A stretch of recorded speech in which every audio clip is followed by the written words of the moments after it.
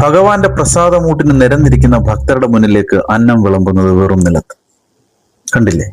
സാമാന്യ ബോധമുള്ളവരാണ് നിങ്ങളെങ്കിൽ അയ്യോ അങ്ങനെയാണോ, അങ്ങനെ വിളമ്പാവോ, അങ്ങനെയൊന്നും ചോദിക്കരുത്. ദൈവകോപം ഉണ്ടാകും. അത് പ്രത്യേകം ശ്രദ്ധിക്കണം. ഭക്തർ എന്ന് പറയാൻ പാടില്ല, ഭ്രാന്തർ എന്ന് പറയണം. അതായിരിക്കും കുറച്ചുകൂടെ ചേരുന്നത്.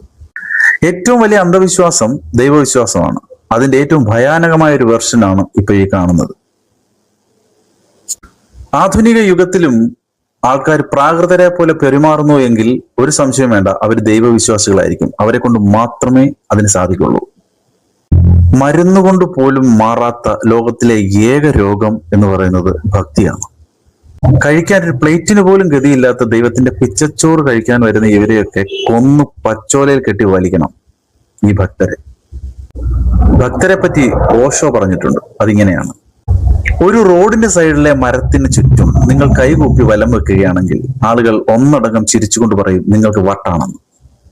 പക്ഷേ അതേ മരം നിൽക്കുന്നത് ഒരു ക്ഷേത്ര കോമ്പൗണ്ടിലാണെങ്കിൽ അതേ ആൾക്കാർ തന്നെ പറയും നിങ്ങളെപ്പോലൊരു പരമഭക്തൻ വേറെ ഇല്ല എന്ന്.